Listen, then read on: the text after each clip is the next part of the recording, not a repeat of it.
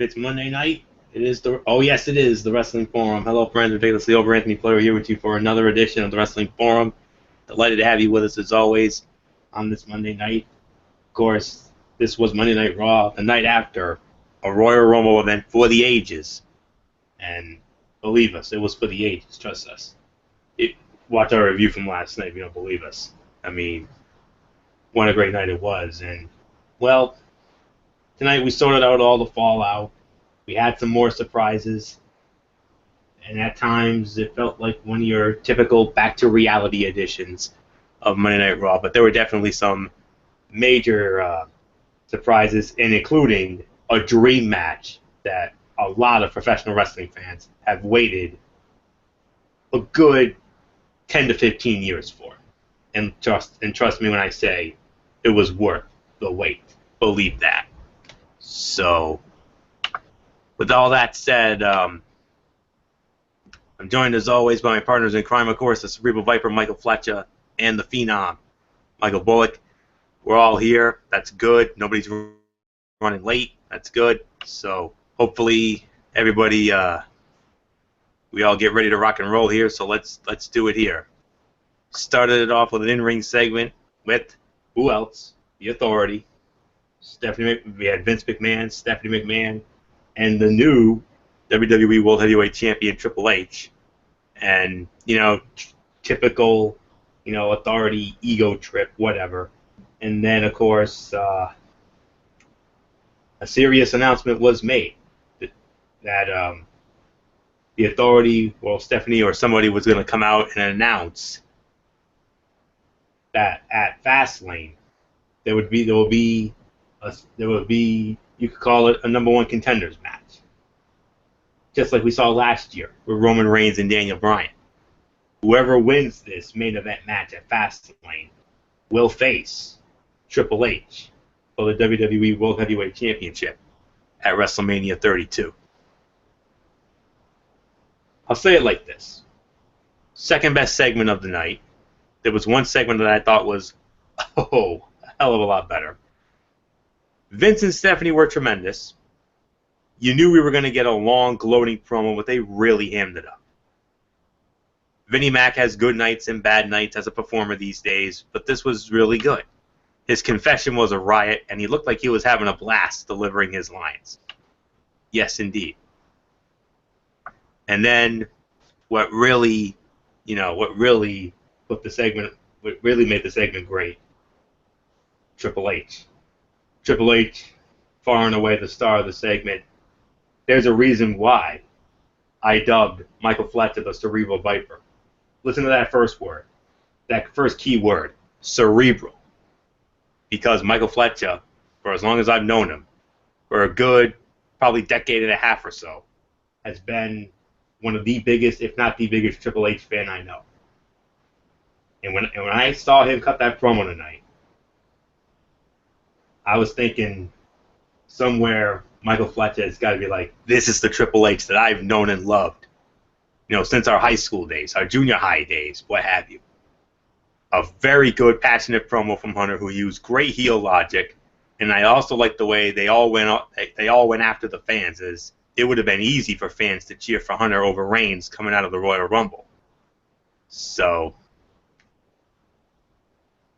if it wasn't for the other segment that I thought was better than this, I would have said I would have called this the segment of the night, mainly because of Triple H, because of that awesome heel promo that he cut. I mean, it felt like I was watching, the Triple H from the Attitude Era and the Ruthless Aggression Era, the Evolution Triple H, that Triple H. That's the Triple H that I had so much fun watching, and of course, Michael Fletcher definitely had a lot of. I'm sure Michael Fletcher was having those flashbacks too. He was like, man, it feels like 2000, it feels like 2000, 2001, 2, 3, 4, 5 all over again, man. So, and I'm sure Michael Fletcher will get into that when we throw it to him in just a little bit. But for me, it was the second best segment of the night. The Vince and Stephanie thing, like I said, even though I thought they were great, I thought it was a little bit over the top, typical Authority ego trip. But Triple H, man, awesome. That's all there is to say about it. Love the man or hate him. Say what you want about him. But nobody cuts a better heel promo nowadays than the game Triple H. Nobody. Michael Bullock, Phenom, your thoughts on this authority ego trip as well as that epic promo? Yes, of course. Hello, friends. This is the Phenom Mike Bullock here for another edition of the Wrestling Forum. Delighted to be here as always. Yeah, I do agree. This was the second best segment of the night. This was your typical authority ego trip, and yeah, when Triple H came out all suited up with the WWE World Heavyweight Championship and saying, you know what, it's good to be the king, and Roman's one of the most amazing athletes I've ever seen, and I'm not kidding. He's that good, but there is one thing he lacks, and that's respect. He doesn't respect anything. He's arrogant, cocky, great, but he needs to learn his place in life. I could put up with the fact that he was better, and could put up with the disregard for authority, but I could not put up with the disrespect to my father-in-law, Vince McMahon, because as far as I'm concerned, Vince might as well be God because he created all this. And until his dying breath, this is his religion, his law, and his church. And he'll be damned if Roman Reigns disrespects him or his religion. People wonder why that Triple H needs to be champion. His time is that my time has passed. I've had an amazing career, championships, millions of dollars, a successful transition, and I don't want that. He does not need to be WWE champion, but I want to be champion. Why is that? Because people like Roman Reigns want to be champion, and they don't deserve it. So until I say so, I'm going to be the champion. Until everyone back there and here learns some respect, I'm going to remain champion. Why? Because I say so. And there's not a damn thing anyone can do about it, especially Roman Reigns. And the crowd was chanting for Roman, and of course, Vince McMahon with his typical, "Shut up!" And then Vince is like, this disrespect is basically what Triple H is talking about. And then Stephanie McMahon basically says, you know what? Tonight's Raw is going to be action-packed, and by the end of the night, we're going to announce the main event of Fastlane. What is that main event? You're going to have to wait and find out. So, as far as I'm concerned, this is the second best segment of the night. I do agree 100% with Anthony Florio. So with that being said, I'm going to toss it up to our resident Cerebral Viper, Michael Fletcher, for his thoughts on this segment. So, Fletch, I got one question to ask you. Does this remind you of the Triple H that you knew from a long time ago? The game, the Cerebral Assassin. This Fletch, was I give it to you. all right. First off, good evening, ladies and gentlemen. I'll say this. It was everything I was hoping to hear from Triple H, and then some. You gentlemen are correct. This was the classic Triple H heel promo that always had my blood boiling. And I kind of felt a little slighted here tonight because I was looking for something more. You know, because I wanted him to pander to the people out there because we had a lot of IWC fans who were really on Triple H's side last night. And, you know, I got to tell you, somebody who I talked to really, really took the fans of Orlando at aim, almost to the point where he was like, Orlando sucks. To the point where he's like, I don't understand why they would rip on Roman Reigns and everything else. And I was like, well, you have to realize that this was an IWC crowd and that this is basically maybe there was a lot of Europeans and a lot of people from outside of the United States that actually came to this show because, This is a big four pay-per-view, and normally Royal Rumble events or WrestleManias, you normally get a lot of people from all around the world. And, well, he's like, well, what I saw last night was an absolute joke. Yes, the event was great and this and that, but he was like, but the people of Orlando, I don't understand it. The way that they reacted to Roman Reigns, the way they reacted to some of the guys, it absolutely sucked last night and this and that. And I was like, wow. Even normally if we start bashing at the fans, it's because of a lot of the times they're sitting on their hands or anything else. But I thought the crowd in Orlando was awesome. I thought they were very lively. I thought they were very excited. I thought what they were doing was actually really awesome. So I really didn't have a major league gripe, other than my the person that I talked to today, and he clearly disagrees with me, and we're all entitled to our own opinion about it. So yeah, it was awesome. But I loved how Triple H really pandered to the crowd in Miami this time around. They really tried to try to take that away. If there was any thought or any doubt that the fans was gonna try to side with Triple H and run right over Roman Reigns, the railroading like they did last night, it clearly wasn't that.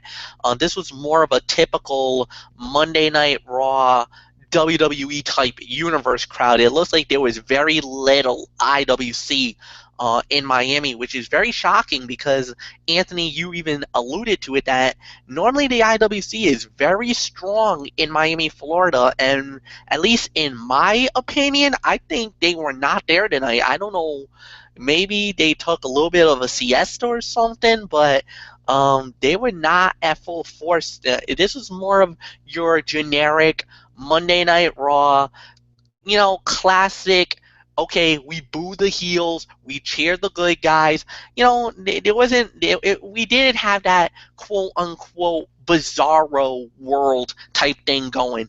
But it was all expected. It was down. Basically, it was very well scripted as usual. Like you said, Triple H sounded really good. He sounded strong. He sounded like what a WWE World Heavyweight Champion is supposed to be like. In your face, doesn't give a damn what you think. Anything that is, that rebellious type attitude. It's something like you even said. I do have that attitude. I have that image of a Triple H where I sometimes I am rebellious. I do march to the beat of my own drummer, and I would not care about what anybody thinks or what anybody says. Sometimes I get praise for that. A lot of times I do get some genuine heat because of that too. But it comes with the territory. If you want to be the best, you gotta act like you're the best. And right now, like good old JR would say, Triple H is the man of the WWE right now, because he is, for the 14th time, the WWE World Heavyweight Champion. He who has the gold has the power. When you have power in WWE, you are the measuring stick, the top of the line of the food chain, and everybody is gunning for you. But remember, he's also COO. He has even more power than ever before because he could throw himself or anybody he wanted in that situation. He's very lucky that he threw what he announced later in the evening, because he didn't necessarily needed to do that, but he did. He gave certain individuals a golden opportunity at a golden ticket for one of the biggest WrestleManias in recent memory. We'll get into that later tonight. But until then, Anthony Florio, I give it to you. You talk about Triple H being the measuring stick there, Fletch. Well, I'm going to break out an old school quote, and let's see if you know where I'm going with it. To me, the most talented wrestler in the world, right there. That's exactly who he is.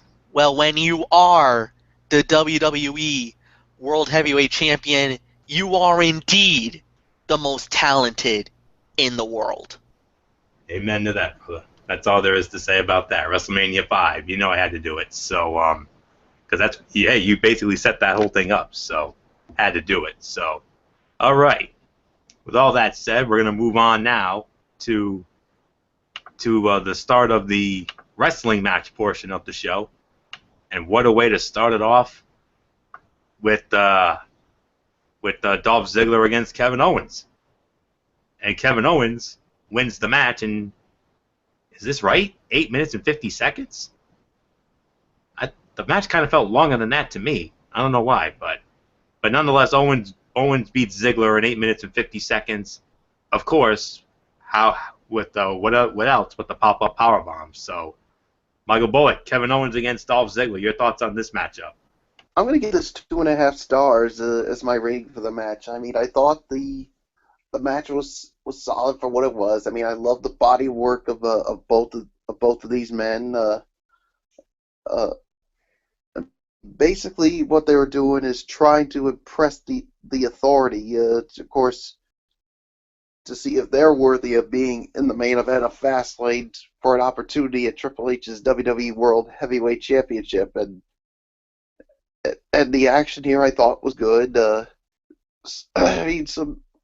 mean, there were some near falls here during the match, but of course Kevin Owens picks up the win with the pop-up powerbomb. I'm trying to say, and he gets the win here. So, and he makes the case for his chance to be in the main event of Fastlane. So, good impression there by Kevin Owens, and nice little. Of course, you knew they had to put Kevin Owens over after, of course, losing to Dean Ambrose last night. A really good last man standing match. So 2.5 stars is my rating. Fletch, I give it to you. Yeah, I'm gonna give it 2 stars. I thought this was a good fight, no doubt about it. I really thought it could have been a little better. The one downside was I really thought that the break in between actually hurt the fight this time around. Normally I wouldn't penalize it that much, but I think that it did a little bit. But Kevin Owens, I mean, what a crazy 48 hours he's had. I mean, probably one of the best fights of the night. Even a few people that I talked to, some from the 2184 crew, actually disagreed with us and called the Kevin Owens Dean Ambrose fight the fight of the night, and actually said it was even better than the Royal Rumble match last night. So I definitely got a little bit of some feedback from the guys last night, well, today, and even and even somebody who I was talking to earlier in the day as well. He even said that he felt like the Ambrose versus Owens fight was fight of the night. So definitely, I think a lot of people kind of disagreed with our sentiments about what was the top fight of the night. And Kevin Owens just picked up right where he left off. I really think he was really good in the action. I think he looked really good. Yes, it was an impressive win, but you also got to remember he was definitely trying to strive to get the number one contendership for the WWE World Heavyweight Championship. You try to want to look real good, but for Kevin Owens, man, I mean, like I said, he really put his body on the line in the last man standing fight. I mean, my God, how many tables did he go through in that fight? 3 at least? And then on top of that, that final bump to end the fight, I mean, it was a holy crap type moment. He then to come back, fight in the Royal Rumble, and to put the performance that he did, I mean, I was very impressed with Kevin Owens. He impresses me again tonight. And the thing is that, Owens is, like I said, he's had a rough 48 hours. Hopefully, I kind of feel like he's probably going to have to fight on SmackDown. I hope he doesn't, because he deserves the week off after everything he's been through. He deserves some time off. Oh, definitely, especially after that sick bump he took in that in that last man standing match, going through 2 tables. Ooh. Yeah, not only that, but I mean the body of work that he's done within the last 48 hours. I mean, from the damn near 5-star of the Last Man Standing, and then his participation in the Rumble, and now tonight. I mean, he deserves some time off, some R&R, and to at least nurse some of the wounds that he suffered. I mean, he looks like a walking mash unit, for God's sake. So it was definitely very impressive. Well done. 2 stars is my rating. Anthony, it's yours. I gotta agree more with Bullock's rating here. 2.5 stars, maybe teetering on 3 stars for me, because I thought this was a very good match. I'm gonna say it was the second best fight of the night. I mean, there's no doubt about it. I'm still baffled. I mean, that match didn't feel like 8 minutes 50 seconds. It felt a little bit longer to me. I don't know why, but nonetheless, though, it was still another solid match. I mean, Owens and Ziggler worked very well together. I mean, that was another solid match they had. Some good back and forth near falls. I mean, I loved every moment of it. It was really well done, and nice bounce back win for Kevin Owens. And yeah, you guys made some very valid points, to say the very least. And yeah, Owens getting a bounce back win was logical. It could have been a little more lopsided, or maybe even a beatdown angle, but at least we got a competitive match. And that, all I can say is there's nothing left for me to say except well done. So, all right. Now, I'm going to be honest with you here. Normally we do 2-for-1 segments here, but I'm not going to count it. I'm not going to count it. Because I just want to make a quick comment here. And I know I'm going to speak on behalf of the 3 of us here. Well, we're not going to get into this, but I am going to make a I'm about to be like a condescending CM Punk here, if you will. When I get into this. There was a tag team match. It was those damn Dudleys going up against 2 members of the Social Outcast, Curtis Axel and Bo Dallas. Beforehand, they had an in-ring segment with the 4 members of Social Outcast, and then Flo Rida, who happened to be there. You know, Flo Rida, one of the big rappers out there. Even though I'm not a rap fanatic whatsoever. They engaged in a rap battle. We're not going to get into this, so fellas, don't worry. We're not going to talk about this. But like I said, am about to go condescending CM Punk here. Before we get into this match, let me just say it like this, and I know you guys are going to agree with me on this. Whoever the lame brain Dinkelberg was that came up with this idea, whoever came up with, whichever writer, or in this case, Ritter, who came up with this lame-ass segment here tonight, let me just say it like this. You, sir, have the IQ of a turnip, you troglodyte homunculus. Period. And a statement and a quotation done. Straight up. Holy crap, Florio. Tell us how you really feel. Wait a minute. What in the freaking blue hell did you just say? I don't. Troglodyte homunculus. What the bleep is that? It's basically 2 fancy words for you're an idiot and a moron. That's basically what that is. If you don't know what it is, look it up. That's all I can say about it. And to go one step further, I created, of course, as everybody knows, a Mimi. Yes, Mimi Jean is back up and running, my friends. In case anybody doesn't know about it. It came back last night. And, and believe it or not, Michael Fletcher had one. But it's not a funny one. It's a more serious one. And we're going to show that at the end of the show, because it was towards the end of the show. That's why he did it. This is the condescending CM Punk right here. Bo Rida.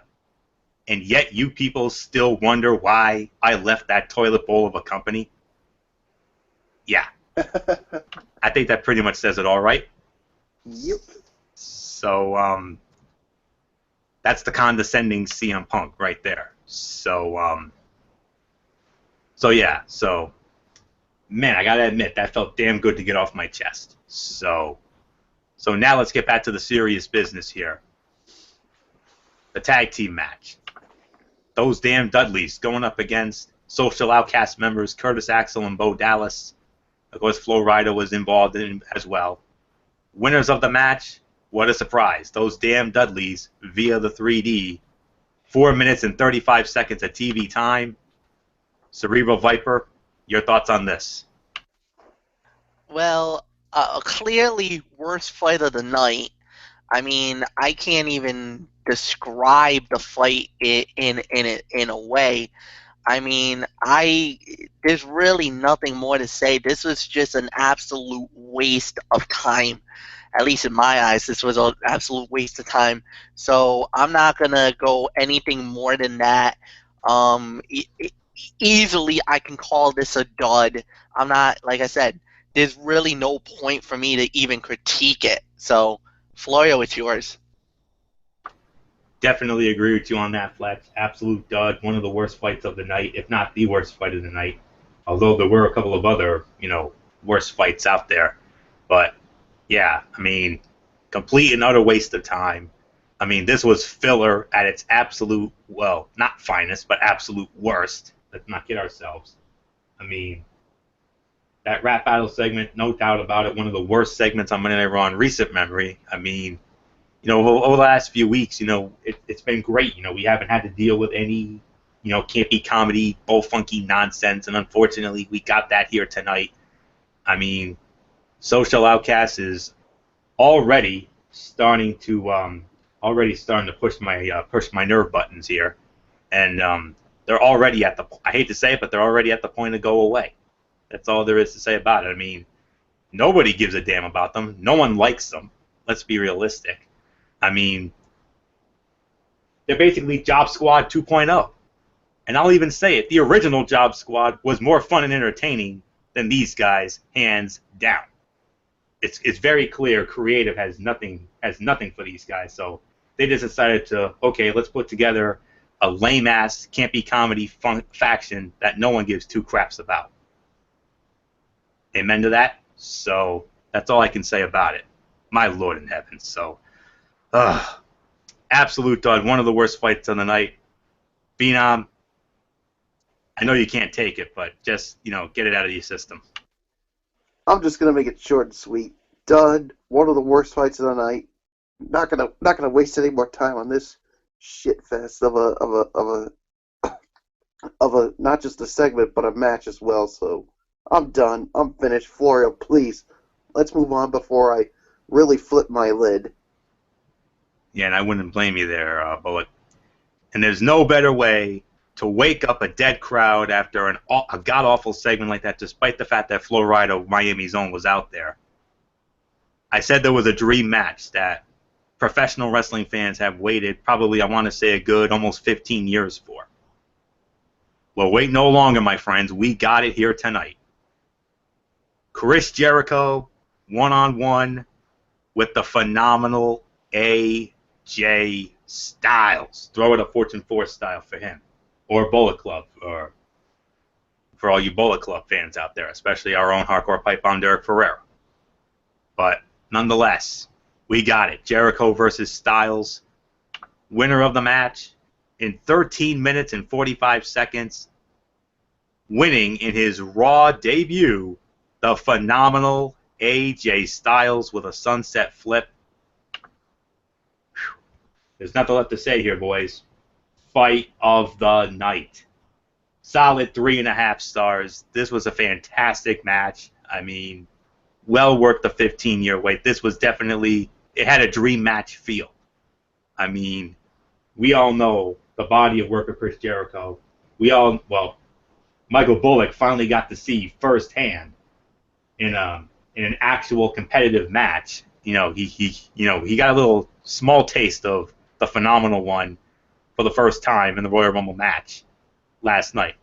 But the phenomenal one in his first one-on-one match I mean, they easily could have put him against a Hammernager jobber. Hell, they could have put him against one of the Job Squad 2.0 guys, for goodness sakes. But no, they put him in there with the first undisputed champion in history, 6-time overall world champion, 9-time Intercontinental Heavyweight champion, multi-time tag team champion, Y2J Chris Jericho. And they tore the house down. The only critique I have, the only slight gripe that I have, is that this match wasn't longer. Of course, because it's Monday Night Raw.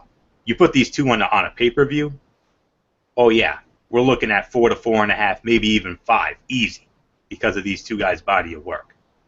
I mean, Chris Jericho, great career in WCW. Of course, WWE, he's damn near done it all.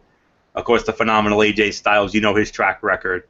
The heart and soul of TNA when TNA first started in 2002. Won every title there is. The heavyweight title, the X Division title, co-holder of the tag team titles, also a television/Legends champion on a couple of occasions, I think. So, yeah. And one other small gripe, and that is a sunset flip for the win. I would have preferred, of course, the Styles Clash. That's what I would have liked to have seen myself. But nonetheless, a fantastic and phenomenal debut for the phenomenal AJ Styles and Chris Jericho. I mean, those two tore the house down at the American Airlines Arena in Miami, Florida tonight. So AJ wins his debut. Chris Jericho, we all know he always has a knack for putting over younger talent. I mean, there's a guy who, he does it. I mean, him and Kane are two guys who are, well known for putting over younger talent. And Chris Jericho puts over the phenomenal one in what was a fantastic match, which I wish could have been at least 5 to 10 minutes longer. But still, fight of the night, solid 3.5 stars. So, Michael Bullock, I ask you got to see for the first time the phenomenal AJ Styles in an actual match. Of course, notwithstanding the Royal Rumble match, of course, but this was an actual wrestling match. You and I, it's well documented, Bullock. You and I have a share a love of technical wrestling, mainly because of those Flair Steamboat 5-star classics that we used to watch back in the day. But, my man, I got to ask you, were you impressed? Well, I already know you were impressed by Jericho, of course, but were you impressed for the first time seeing the phenomenal AJ Styles? And now do you get why myself and Fletcher and Derek have been gushing over him for so many years? Well, first off, I'm going to say I agree. This was the fight of the night. 3.5 stars. Yes, I mean, just watching AJ Styles for the very, very first time ever. I mean, now I can see why you, Fletcher, and Ferreira have been gushing about this guy for so many years, especially whenever you guys talk about him in TNA. But now I get to see him, and I was really impressed with his body work, and now I can see why you guys are high on this guy. And I'll be quite honest now, just after seeing this, I'm really high on this guy as well. And I mean, just some of the moves that he had tonight were just awesome, and he had a really good match with Chris Jericho in his first match on Monday Night Raw, and he, of course, he had a good showing, of course, at the Royal Rumble. So, yeah, I mean, so many people, like you said, have been wanting this match for so many years. We get it tonight. We get to live it, and yes, I mean, after the match, they had a great amount of respect for each other, and all I can say is expect a lot more of AJ Styles to come here in WWE. So 3.5 stars, fight of the night. Fletch, your thoughts on AJ Styles' debut on Monday Night Raw? It was what I expected it to be. Phenomenal. AJ Styles, they kind of watered him down, which kind of, that's going to be one of those things where, they kind of did PG him a little bit, where that's going to be a real turnoff, at least for the IWC fans, because we know the no limit attitude that AJ Styles had. I'm sorry, Michael Bullock, you haven't even scratched the surface with AJ Styles. If you know the real AJ Styles, like Anthony Florio does, and like I do, from the TNA days, from the Ring of Honor days, from the New Japan Pro Wrestling days, trust me, Mike Bullock, you haven't even seen the full arsenal of AJ Styles, because there is the ring match history of him, but he also was an aerial, the high aerials that he used to do was mind blowing. The spiral tap, the 450 that he does. I mean, he is a revolutionary guy in the ring. Other than the Styles Clash, where I think they're gonna try not to have him do that move because of the fact of the fear of injury, because he has injured a few wrestlers in his day with the Styles Clash, and actually he broke Yoshitatsu's neck. And Yoshitatsu was forced to retire because of that. He injured him in New Japan Pro Wrestling. So I know WWE is kind of a little bit on that kind of, they don't really want to see that. But I'll agree with you guys. This was definitely the fight of the night. 3 to 3.5 stars is my rating for the match. I thought they did a very good job. And once again, Chris Jericho, give it up for him. You had two guys who were almost, you could say, to the point. They were almost the Iron Men in last night's Royal Rumble match, and here they are again tonight in a very solid match, about well over 10 minutes. If they could have gotten higher, I think the rating would have been even more, but I thought this was a very solid fight. It was well designed, well done. Like Derek Ferreira said, it's a dream fight that we should have had years ago. But now we're getting those fights, and I applaud WWE as well, because they're giving us actual matches that, because like Anthony said, they could have easily threw a jobber at AJ Styles, but no, they actually gave him a one of a main event guy, a guy who was at one time the face of the WWF, the first undisputed champion in WWE history. I mean, Chris Jericho. Anthony ran down the accolades, and think about what could be next. Think about it. He went after Jericho tonight. Who knows who you could get? I mean, Kevin Owens? I mean, Owens was the one who eliminated him at the Royal Rumble, and trust me, these two men know each other well from outside, because there was a couple of times where these guys have faced off in New Japan.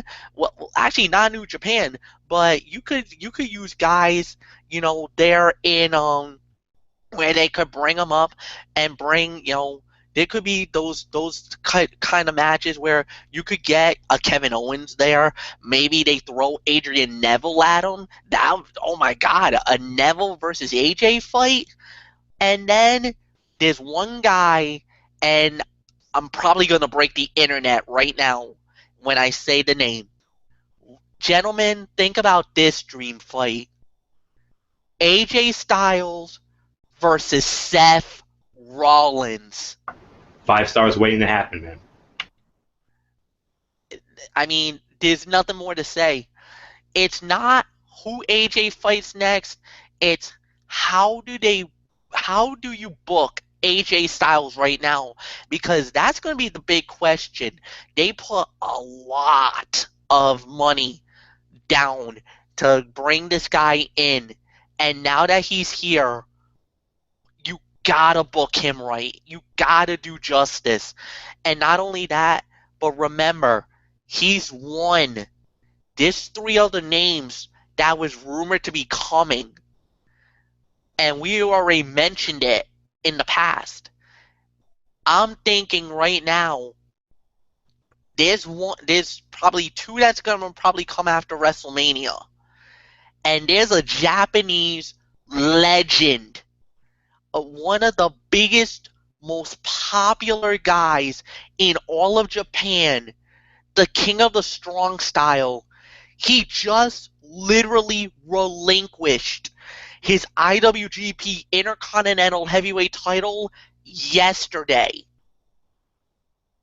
That means there's only a matter of time before he comes to WWE. Well, if he doesn't come to WWE, he could be heading to NXT.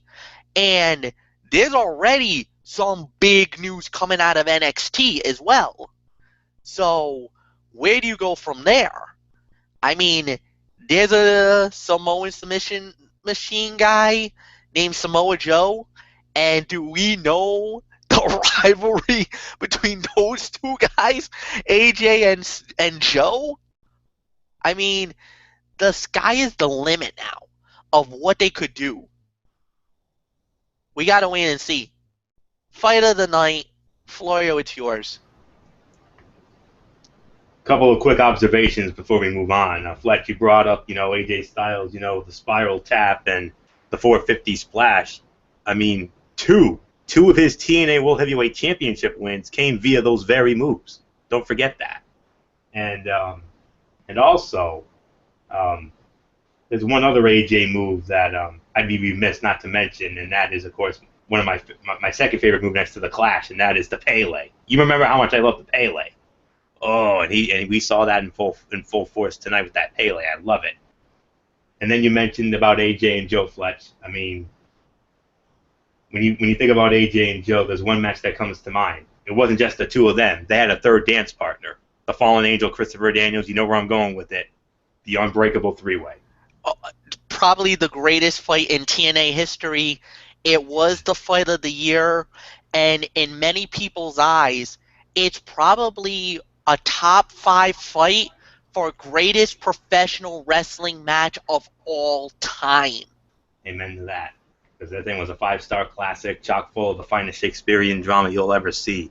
Bullock, that's a match you got to watch, man. You got to check that match out. Unbreakable 2005.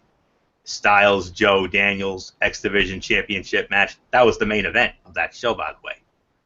And those three tore the house down like we never saw it before. And just the thought of AJ Styles and Seth Rollins, woo, that's a match worth watching. Yeah. So we're praying for a speedy recovery from Seth freaking Rollins. That's all there is. And we can have that dream match happen. I got one more dream match. How about AJ Styles against Daniel Bryan? Could you imagine that? Oh my gosh, that would go through the roof. The internet would break. That's all there is to say about it. 5 stars, big time. Amen to that. So we can honestly go on and on about AJ Styles' dream matches and whatnot, but we have lives and we got to lead them. So with that said, we got to move on to the first of 2 Divas matches, and I know this is a Divas match that, well, is going to make Michael Fletcher a very happy man because his 2 personal favorite Divas right now, they went one-on-one here tonight. It was the boss, Sasha Banks, going up against the last kicker, Becky Lynch. Fight ends in a no contest after 3 minutes and 35 seconds due to outside interference from Divas champion Charlotte. So, Michael Bullock, your thoughts on all this Diva craziness? I'm going to have to give this an NA here. I mean, because, of course, this ended in a no contest, so to me, because of that, we have to give this an NA. But I mean, this could have been a real good Divas match, but of course, Charlotte, of course, had to get her little payback from what happened last night at the Royal Rumble when she put the bank statement on Charlotte, so Charlotte breaks up. I mean, gets the payback, and Charlotte first sent Sasha to the outside of the ring, and then she beats down on Becky Lynch, and then Sasha heads back to the ring, but Charlotte basically drops her, and it's a snap mare on her, so basically Holt stands tall over both of them. So Yeah, so eventually it's going to go down. Charlotte, Sasha Banks for the Divas title. I think that this could happen at Fastlane, so we'll have to wait and see on that. So, but anyway, as far as this match goes, NA for me. Fletch, I give it to you. Brutally disappointed with this fight. Absolutely, I cannot believe this fight ended in an NA. It had the moment. I was so excited, and yeah, you, Anthony probably knows. I was grinning like a freaking Cheshire cat, knowing that two of my favorites, two of my gals, were going at it, and then the rug gets pulled out from under me because of the fact that we had an interference, a run-in interference by the reigning defending Divas champion. Oh man, you want to talk about a fight that could have gone so good, and it just left such a bitter taste in the mouth. I mean, it it's one of those where, you know what, I have to do it. You know, uh, I wish I could do. You know what, I'm gonna do it. I was gonna try to do a mean. I kind of don't really want to do a mean on this one. So what I'm gonna do is I'm gonna give you something. I'm gonna screenshot it if I can get it. Give me a sec. Is this the photo I want? Um, let's see. Is this the photo? Come on up, please. I'm trying to get this image, guys. I'm sorry. All right, got it. So you know what? I'm gonna do it. Here it comes. If I can get this, because for some odd reason I've been having issues lately. Uh, I don't know why it just will not let me share anything lately. So let me see. All right, so I guess you guys can see me. There it is. That's my reaction to the fight. There's really nothing for me to say. I'm brutally disappointed. I was so excited. I thought this was going to be a great fight, and the rug gets pulled out from under me. Two of my favorites, Sasha Banks and Becky Lynch. You guys been knowing how I felt about both ladies lately. Their bodies are working the whole 9 yards, and oh man, negativity. Just, I mean, I understand they want to make her a super. I understand they want to make Charlotte a super heel and a major player in the division, and as the reigning defending Divas champion, and it is what it is. Like I said, disappointment is the key word on it. I hope you guys got to see that. If you didn't, I'm sorry. Um, there's nothing more to say. Florio, it's yours. Yeah, it is an NA, and it is a shame, but as upset as we are about that, and we have every right to be, it's storyline progression. I mean, we got to at least give them some credit for that. I mean, I still think we're going to get a triple threat with these three at WrestleMania. That's just my thoughts. I mean, my gut is telling me that we're going to see Charlotte versus Sasha versus Becky in the triple threat at WrestleMania. Who knows? Maybe they could add somebody else for a four-way. I don't know, but we want to see these three in the triple threat. You put these three in the triple threat at Mania, like I said last night, we could be looking at the new greatest Divas women's match in the history of WrestleMania. Of course, like I said, that honor as of now is still with Trish Stratus and Mickie James. That 3-star match they had at WrestleMania 22, which blew me and Fletcher out of the water. It was so good. I mean, we weren't even there. That's how good that fight was at WrestleMania 22. I mean, man, was that fun to watch. But that's the greatest match, the greatest women's Divas, whatever you want to call it, fight at WrestleMania for now. But we'll have to wait and see what happens, what the plan is for this WrestleMania. I'm just saying that's what I think is going to happen. Doesn't necessarily mean it will, although we want to see it. So That's all I can say about it. But I think, honestly, these two needed some mic time to help establish what the dynamic was. Is Sasha a heel? Is she a babyface? We honestly don't know, because she ended up attacking both Lynch and Charlotte last night. It's not like they played up a mystery. They just went to the match and expected fans to take sides. And the crowd just kind of sat there until the finish and when Charlotte interfered. The good thing is the Divas/women's division is in a better place today than it was even last month. And I'm very happy that it appears Sasha is no longer stuck in Team Bad. And like I said, I think we're on our way to a triple threat with those three. We could get it at Fastlane. I mean, we could still see it at Fastlane. But honestly, a match of this magnitude, you got to save that sucker for Mania. That's just how I feel.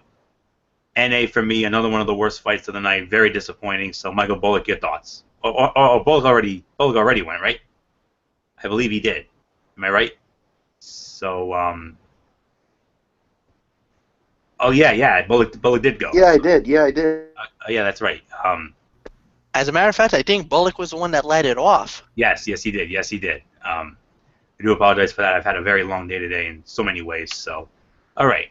So with all that said, move on to our next match, and you could say this is kind of like a Michael Bullock special, because it was Bray Wyatt going one-on-one with Kane, and the winner of the match in 7 minutes and 10 seconds, Bray Wyatt via the Sister Abigail.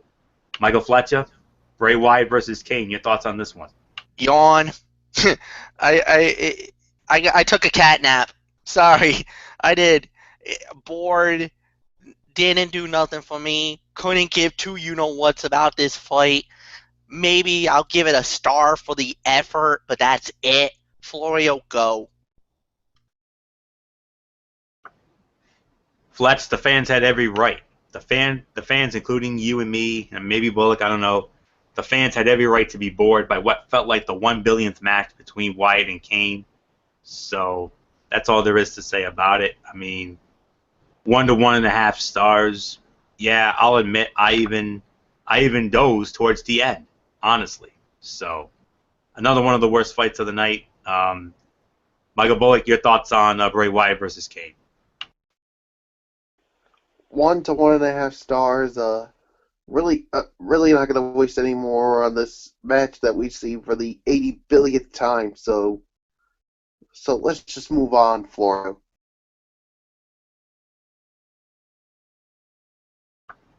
All right, boys, brace yourself. We saw a limo. A limo pulled up to the arena. WWE sent out a tweet saying that a quote-unquote major star was returning to Monday Night Raw tonight. They dispatched Rich Brennan on the scene, and who comes out of the limo? It was The Miz, and we all were like, you gotta be kidding me, right? The Miz? A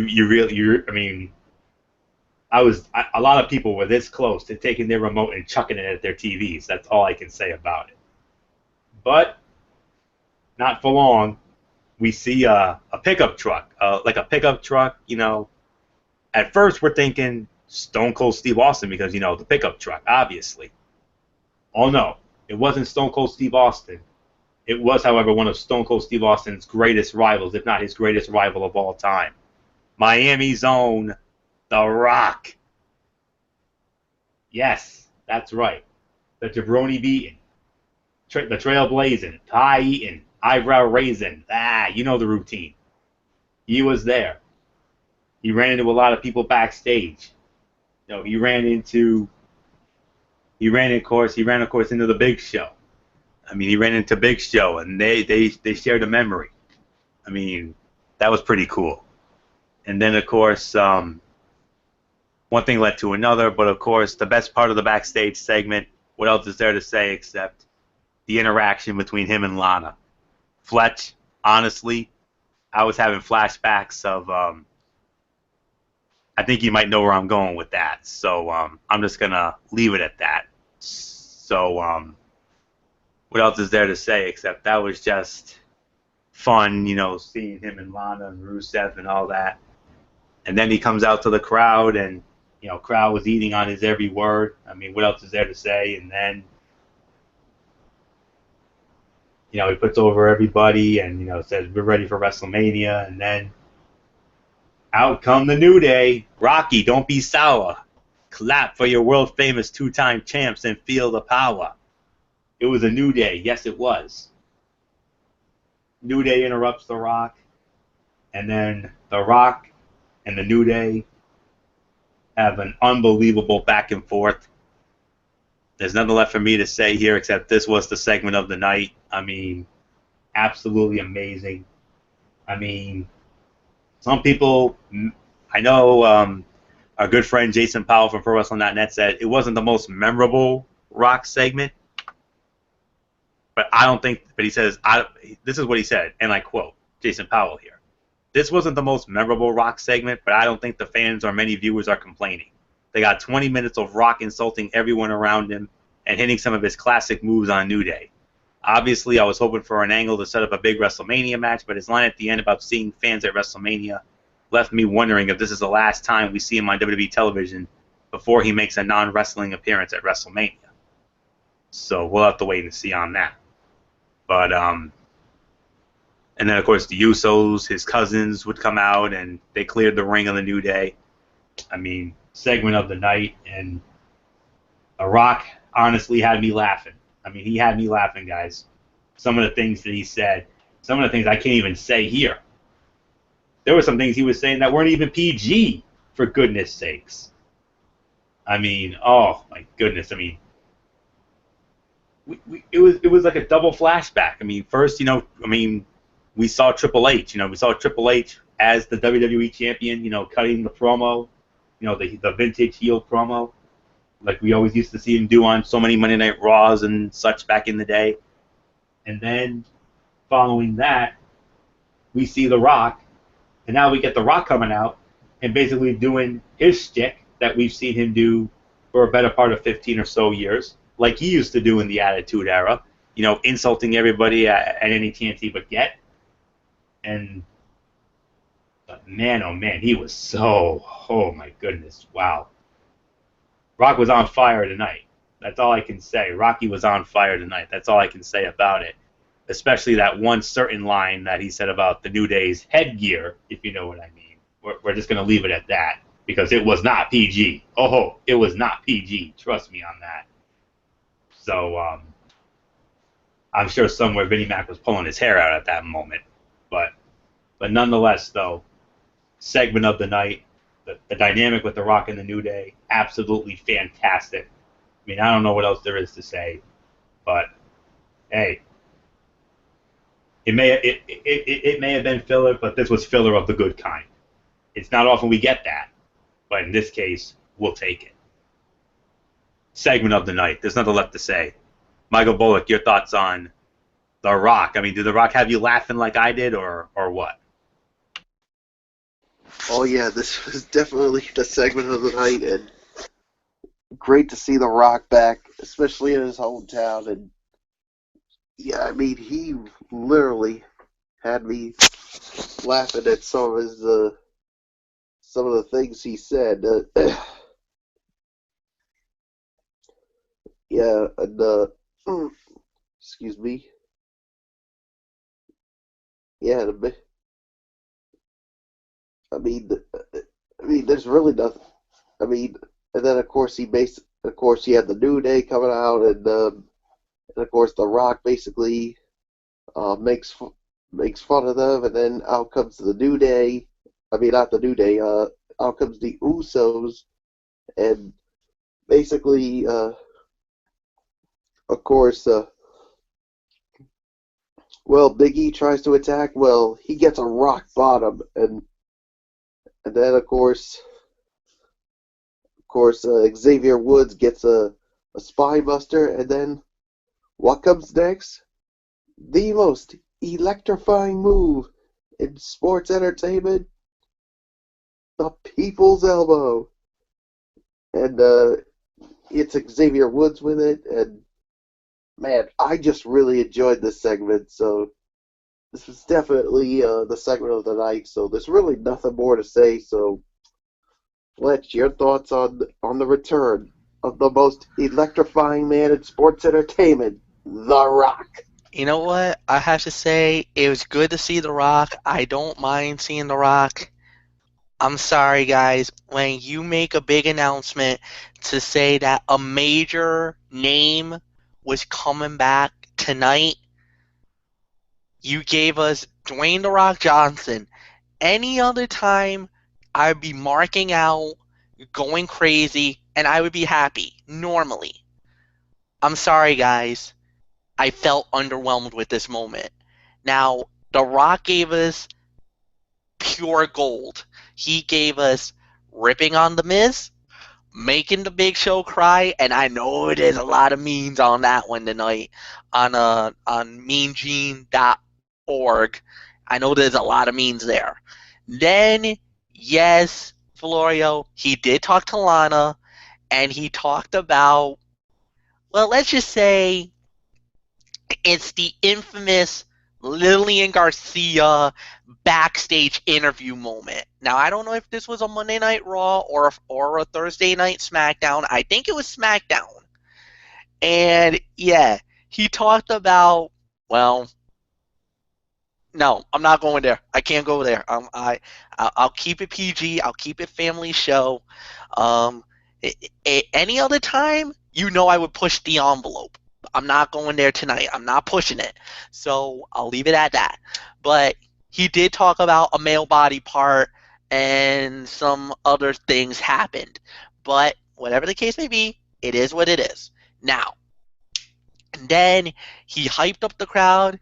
Basically, the whole 9 yards. He does his little shtick, talking about, WrestleMania, the whole 9 yards. The next thing he mentions, he gets interrupted by the New Day.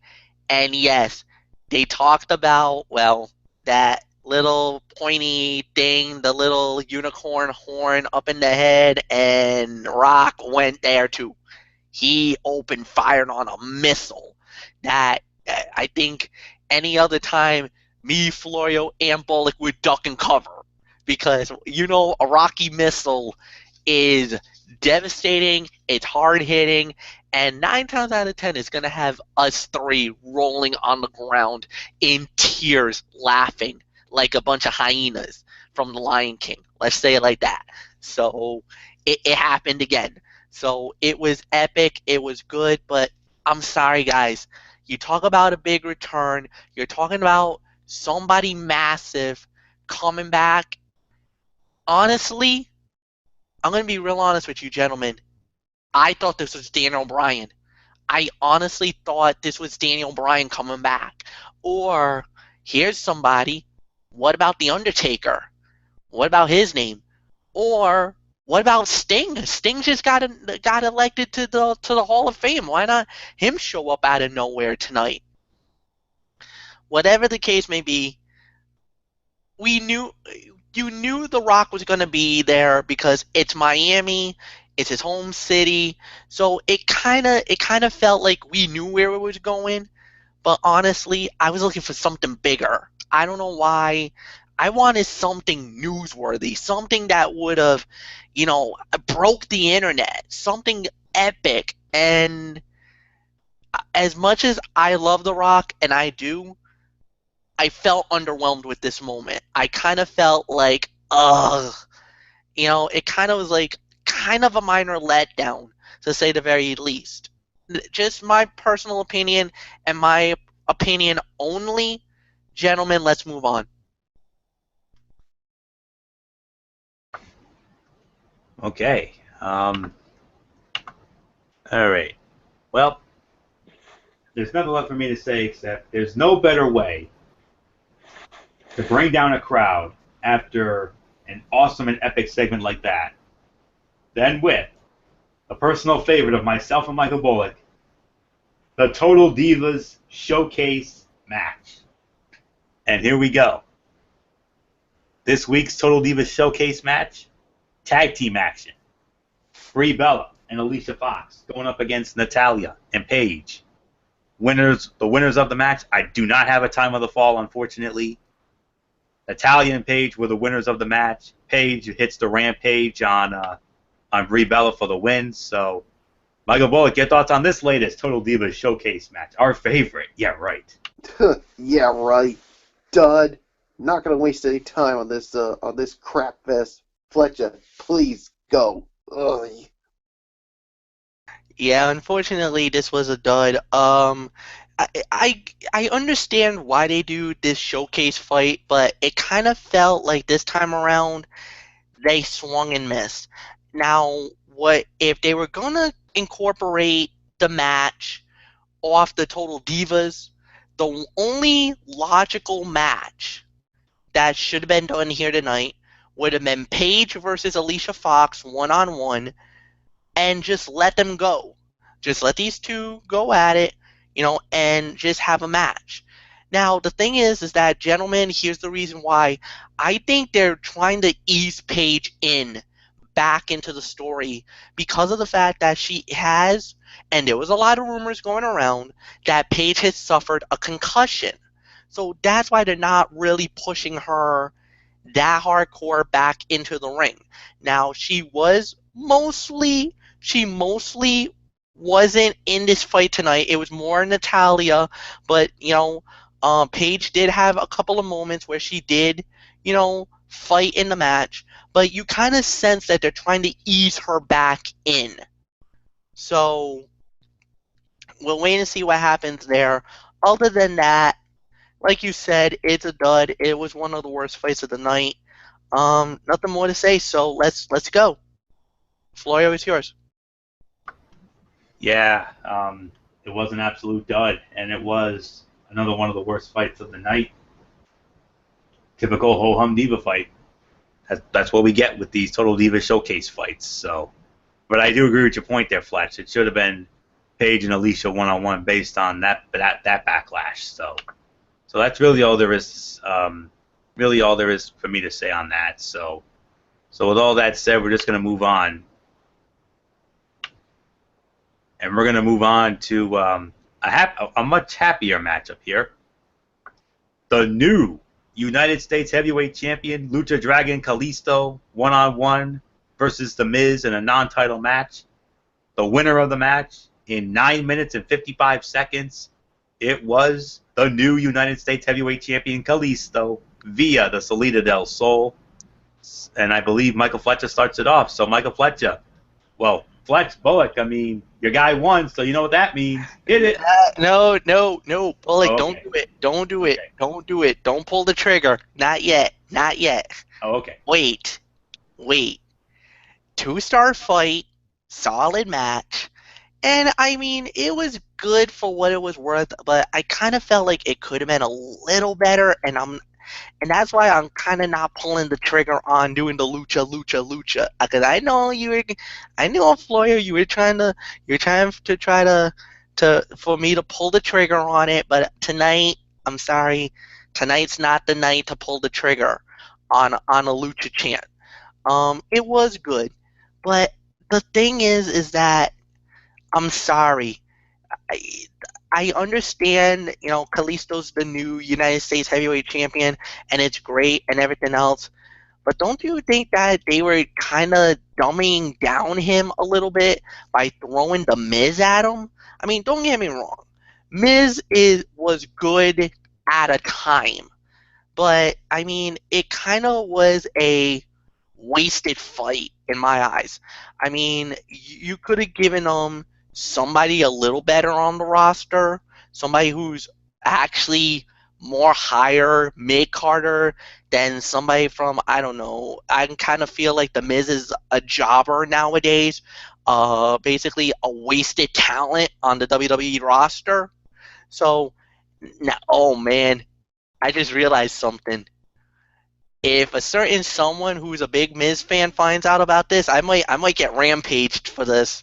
So I'm gonna have to really watch myself now. Have basically my cerebral viper eyes are gonna have to be in the back of my head now, because I think I might have just upsetted a certain fan, Florio. So I'm gonna have to watch my back now. So whatever the case may be, 2 stars is the rating for the fight, but it just didn't really do nothing for me. I'm sorry. It's yours.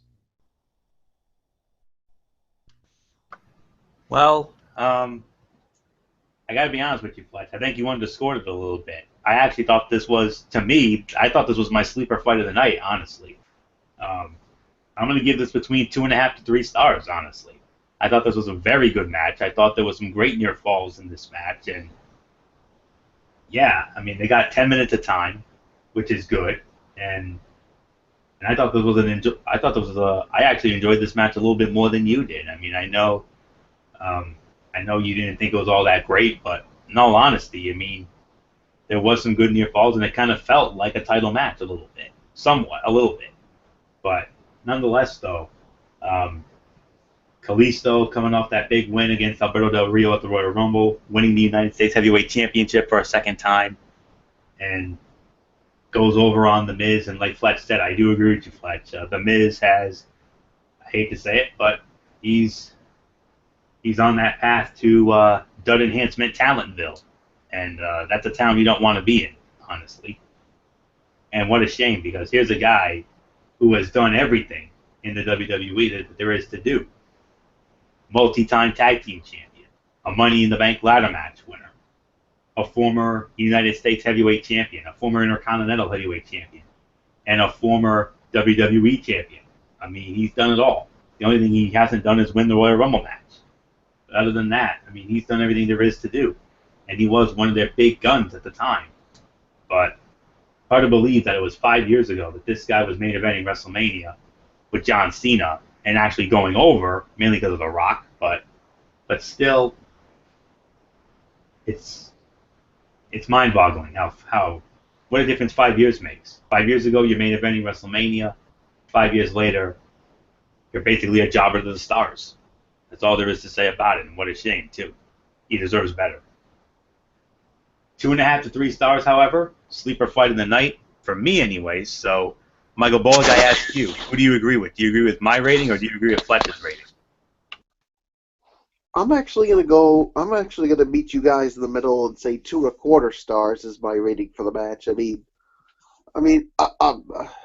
50-50 on this. I mean, I do agree it was a good match for what it was, but I also gotta agree with some of the things that Michael Fletcher said when it comes to this. So there's really nothing more to say. I mean, you guys made your points on this, so 2.25 stars for me. So with that being said, Florio, it's main event time.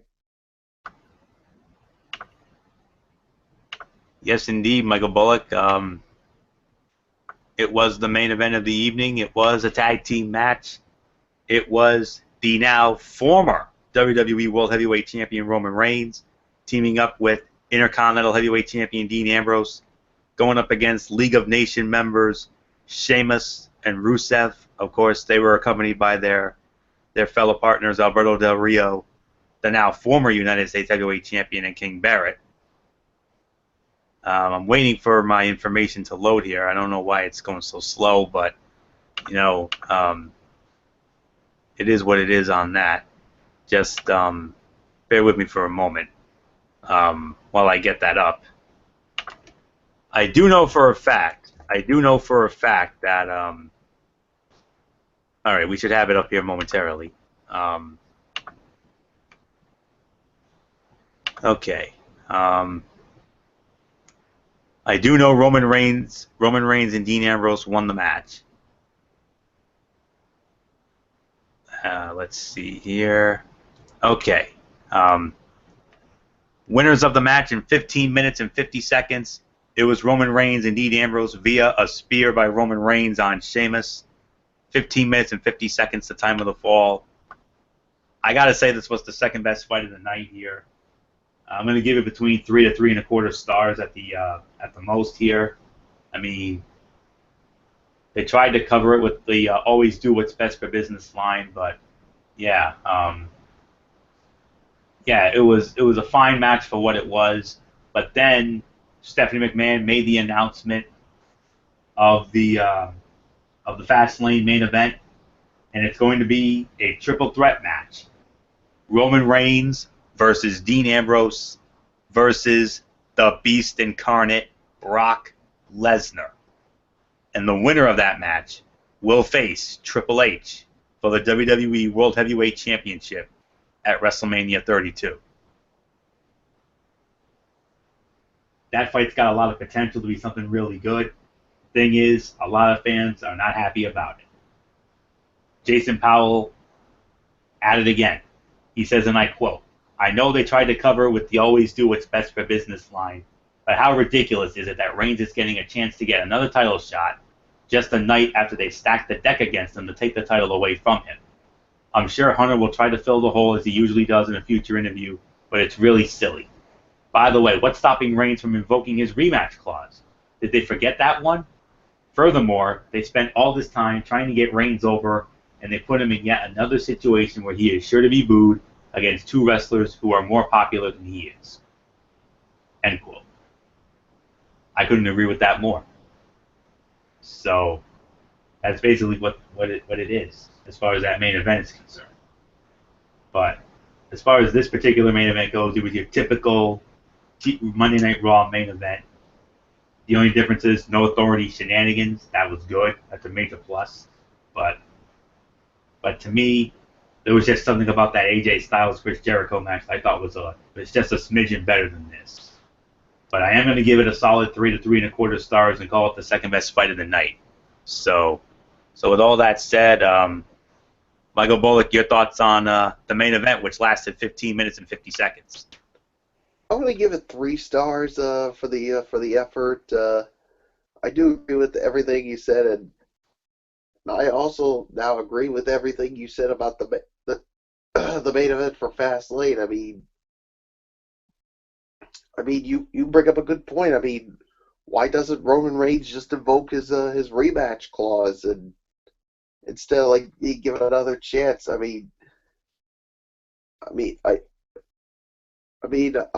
think this could be a good match, but the thing is, I mean, is there everybody else in the IWC that's going to enjoy it? I get this feeling. I don't think so, but you never know. We'll wait and see. So 3 stars is my rating for the match. Fletch, I give it to you. 3 stars is the rating for the fight as well. I do agree with what you guys are saying. But the one thing that really sticks out, and you guys have been talking about it, basically was why on earth did they do this fight or make this big announcement about Roman Reigns, Dean Ambrose, and Brock Lesnar being in the main event. Now, I get it. A lot of people are really upset over that ruling. I think a lot of people cannot believe that Roman is getting another opportunity. But, I mean, here's the thing. The only logical explanation that I think is going to happen is either Brock wins because the Authority screws Roman again, then they can use Roman, then Roman can yell for rematch clause, and then we got a triple threat at WrestleMania. Or Roman wins it outright, he basically gets the clear-cut shot, and then Triple H and Roman go at it. Because remember, there's a lot of thoughts about possibly the Wyatts showing up and screwing Brock over. Now, as far as Ambrose and Roman goes, now there's that dynamic about maybe a possible heel turn between the two of them. Either one of them is going to turn heel leading towards Mania, which this could be easily Dean Ambrose siding with the Authority, basically saying, I'm going to help you do whatever you got to do to prevent Roman from winning the belt. And then they basically can go that type of route. Now, is it a smart decision? You never know. Probably not the most popular decision by the fans, but you have to realize that this is going to be a very interesting dynamic going from now until WrestleMania. And I get it. A lot of people are really going to start slamming this and saying, I don't know why you're making this fight happen. I don't know why you're announcing this, because this doesn't make any sense. This doesn't make any type of true decision. Why the whole 9 yards. At the end of the day, not everything is the most popular decision. And I think WWE has to find a path that is going to be satisfying. At this point in the game, you're not going to please everybody. And you're kind of risking Roman to get booed, to get ripped, to get, basically crucified again. But at the end of the day, if this is how it has to go, then so be it. Nothing more to say. Gentlemen, let's move on. All right. Overall, it is the overall review for Monday Night Raw, and I believe it's Bullock who starts it. Am I right? Yes, it is, and All right, Bullock, you're first up. I'm going to give this a 6 out of 10 when it comes to this edition of Monday Night Raw. I mean, you had some good matches, of course, with the AJ Styles and AJ Styles and Chris Jericho.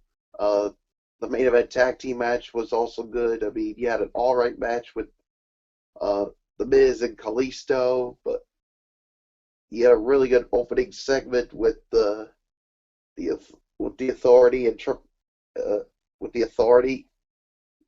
Of course, that segment of the night with the Rock and the New Day and the Usos, but everything else was pretty much bleh.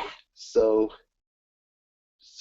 yeah, I guess you could say this was pretty much a back to reality edition of Monday Night Raw after a good Royal Rumble last night. So 6 out of 10 is my rating for this Raw. Fletch, I give it to you. I agree with Michael Bullock. I totally agree with him. 6 out of 10. He basically nailed all the key points tonight. Florio, it's yours. Yeah, making unanimous 6 out of 10 for this show tonight. Back to reality show indeed. There were some campy comedy nonsense segments during this, but and of course some unnecessary filler as well. But the only few positives, of course, AJ Styles and Chris Jericho fight of the night. That was epic, 3.5 stars. Main event, second best fight of the night, and then rounding up my top three, I would have to probably give the slight edge to Dolph Ziggler and Kevin Owens, and of course sleeper fight of the night, Kalisto and The Miz. Those were my highlights, and of course the Rock and New Day segment and that opening segment. There were some lowlights here. Last night we had no lowlights whatsoever. This time around we got the lowlights here. Of course, the lowlight of the night, obviously, the wrap off with Flo Rida and Bo Dallas. That was horrific. That was horrific beyond words. I mean, you already know my thoughts about that. You heard my little mini rant earlier tonight. Of course, the Diva matches, both Divas matches disappointed. Of course, Total Diva Showcase, that's expected, but it's just a damn shame that Becky Lynch and Sasha Banks only got like 3.5 minutes. I mean, that's horrible, beyond horrible. Even though we did get storyline progression there, and then of course the Dudleys against Axel and Dallas, and then of course a couple of other here and there things. So it's a 6 out of 10 for this edition of Monday Night Raw. Next week it'll be in Birmingham, Alabama. And one other note, SmackDown Thursday night, we're going to have Chris Jericho's highlight reel, and Chris Jericho's guests will be both Roman Reigns and Dean Ambrose. So that should be an interesting segment, to say the very least. So now it's time for Michael Fletcher to take the reins here. His ROH, RWA, whatever he's got going on. Michael Fletcher, what's going on in the Indies? All right. You kind of caught me a little bit off the guard there, Florio, but that's okay. No, this week at Ring of Honor. We actually had a little bit of we had some certain matches coming out. Let me see. Is this the one that I wanted it to see? Actually, hold on. Uh-oh. Okay.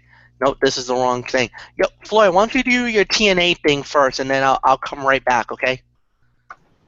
Oh, I didn't know you were not ready. All right. Yeah. Yep. I'm definitely ready to go. Of course, the TNA Impact Wrestling. If you didn't see the last show last Tuesday night, we crowned a new TNA World Heavyweight Champion. He is Matt Hardy, and a rarity in TNA. we've seen this a few times in the WWE, but we saw it in TNA. We saw a double turn.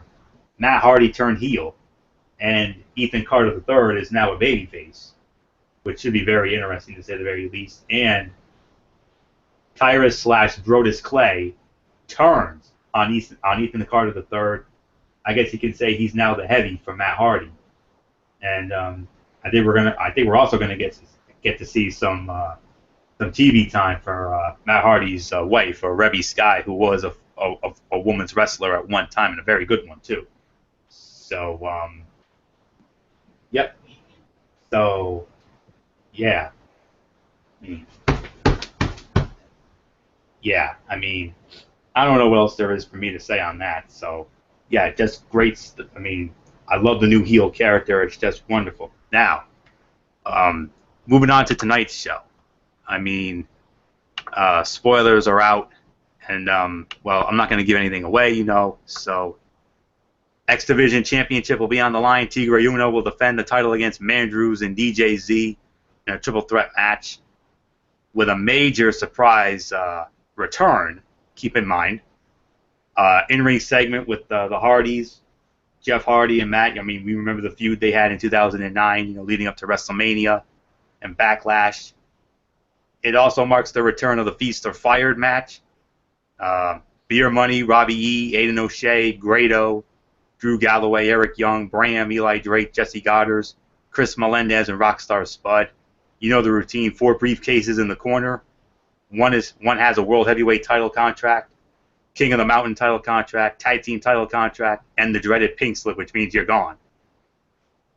Christy Hemme will interview Bobby Lashley, talking about his upcoming match with Kurt Angle. The Wolves will be going up against Crazy Steve and Abyss. And then another Jeff Hardy and Matt Hardy segment. And then in a knockout match, Awesome Kong going up against Velvet Sky. So there's your TNA moment for this week. Of course, that airs tomorrow night, 9 o'clock, Pop TV. So that's all I have. So I don't know if Michael Fletcher's ready yet, but I'm ready now. All right, Michael Fletcher. Time for you to take over the reins now. What's going on in the Indies? Okay, well, first off, let's hit Ring of Honor first. During the Ring of Honor television tapings, you guys will get to see this on Comet this week. But if you guys were on WJAR on Saturday, you got to see Brian Fury go one-on-one with Shamling Ali. This is a part of something that is really cool for Ring of Honor. It's the Top Prospect Tournament. So you had that. It was a one-on-one match. Then we had Cedric Alexander go one-on-one with Cheeseburger. And, okay, I know a lot of people are like, wait a minute, Cheeseburger? Here's the reason why. He used to be a referee for Ring of Honor, and then turned himself into a wrestler after he got under the tutelage of Brutal Bob Evans. He actually did wrestle in New Japan briefly during their Battle Royale and got mega over in Japan, and now is turned around and got an opportunity. Of course, Cedric Alexander, accompanied by the beautiful Veda Scott. Oddly enough, Veda Scott, Providence, Rhode Island native. Just to let you go. And then there was a promo by Veda Scott, and it led to another fight between Cedric Alexander and John Gresham. Now, Jonathan Gresham beat Cedric Alexander on a past TV taping a couple of weeks ago, and they fought again this week. I'm not going to give anything out because if you guys haven't seen it on Comet, it comes out this Wednesday night. Then we had a big announcement. Nigel McGuinness, the matchmaker, announced the main event for the ROH 14th anniversary special, which will be on pay-per-view, and it will be Jay Lethal putting the Ring of Honor World Heavyweight title in a triple threat match. I'm going to reveal this now, and he's going to fight Adam Cole and Kyle O'Reilly. And in our main event, we had a triple threat match, which was Jay Briscoe versus Michael Elgin versus Moose. After the match was over, another major announcement was made as it was. After the match, basically a tag team match was actually made where the Briscoes will go up in tag team action against Unbreakable Michael Elgin and former IWGP Heavyweight Champion of the World, the John Cena of Japan, the ace of New Japan Pro Wrestling, Hiroshi Tanahashi, will team up with Michael Elgin for the 14th anniversary pay-per-view show for Ring of Honor. This broke the internet. That major announcement. On next week's Ring of Honor show, we got Roderick Strong. He will put his ROH television title against Masada. On top of that, we got Punisher Martinez versus Cody Carino in a top prospect fight. And then in the main event of the show, it is Red Dragon, Kyle O'Reilly, and Bobby Fish.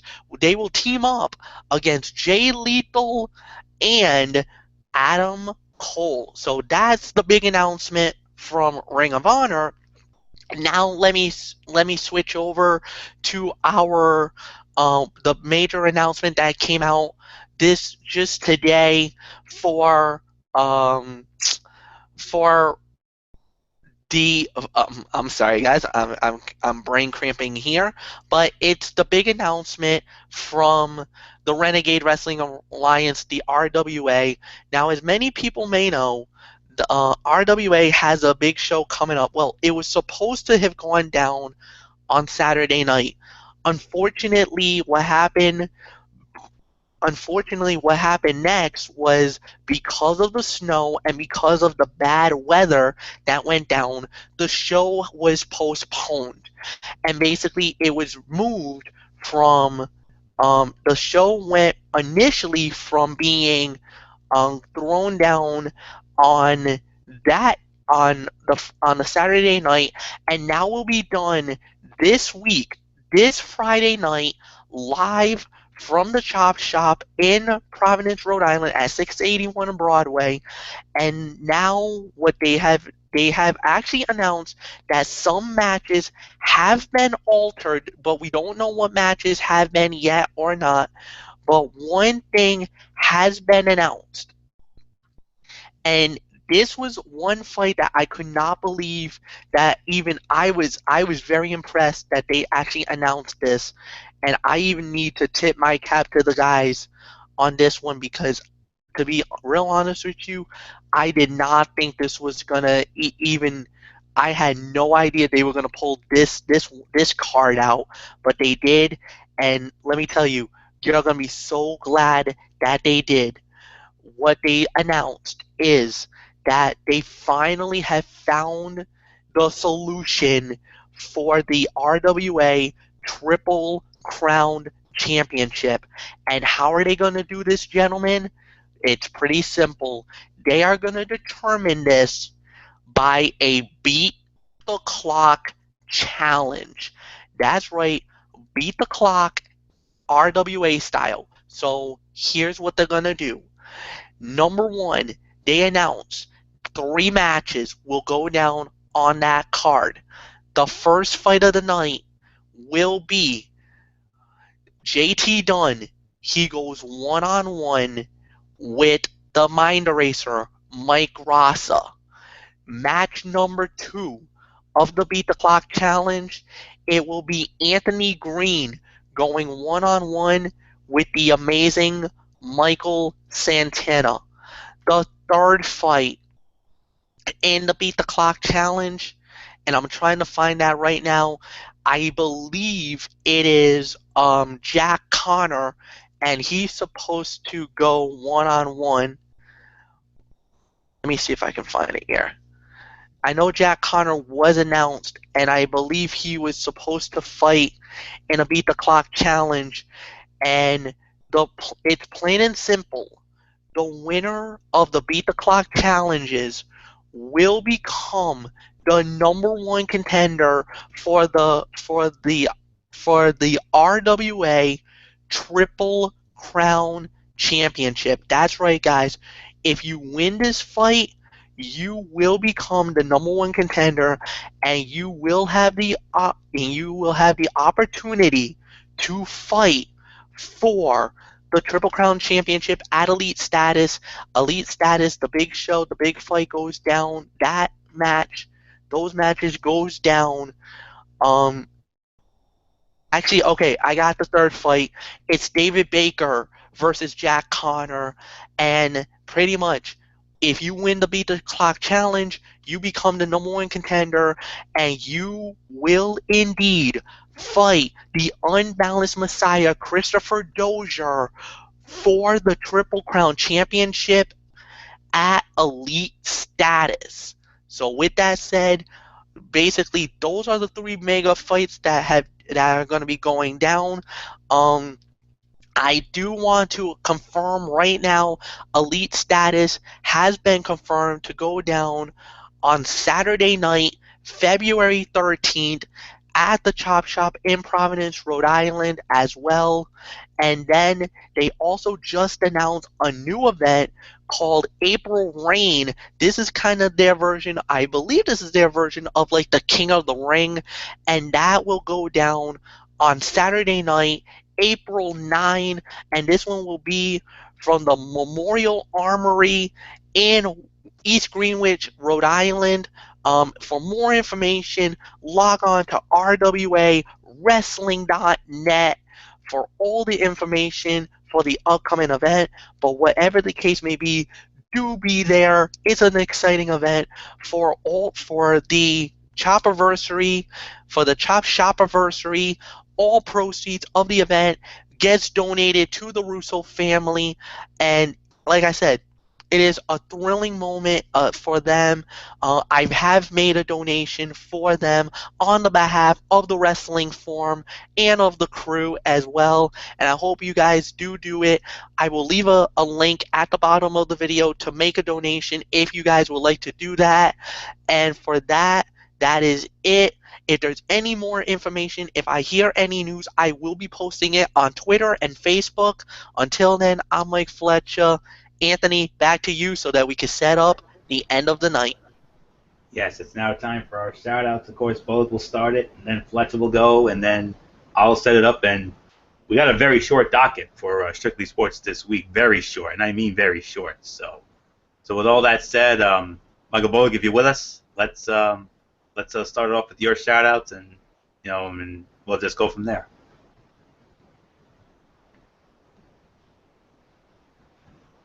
Yeah, obviously, Bogue's not with us. Michael Fletcher, you take it. All right, I just want to say thank you to all the great fans out there who watches the Wrestling Forum. You guys are the best fans in the world. Special shout out, as always, to to basically the great people out there. You guys are awesome as always. Special shout out to the super fans. You guys already know who you guys are. Of course, special shout outs to my friends in the junior high and high school days. Much love to you guys, the 2184 crew. Much love to you guys as well. I want to say, because of the fact that we are past this, special happy birthday to Eric Laurel and to Michelle Lopes. That's from two good people that we know very well. And then, of course, I also want to give a big shout out and a special good luck to the guys at the Renegade Wrestling Alliance. Like I said, please go to their show. This is a benefit event. Normally we would say, tickets are always hard to get and scarce and whatnot, but trust me guys, a benefit event. Please go out there, spend the money for the Russo family. They're a tremendous people. I've actually gotten, I think I've met a few of them during my day. So please go out there, show the love. Much love to you guys as always.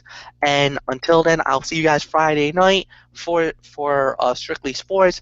You know the routine. Huzzle hand pounds. I'm out. Good night. Floyo, take it home. Yeah, we'll do there, Fletch. Of course, special shout out to all of our tremendous fans and viewers out there who continue to make the Wrestling Forum and Strictly Sports as ridiculously over as they are, including our Royal Rumble review on Michael Fletcher's channel. Very high view count indeed. He shared that with me last night, so that's great news. So So we'll see how that goes in the future.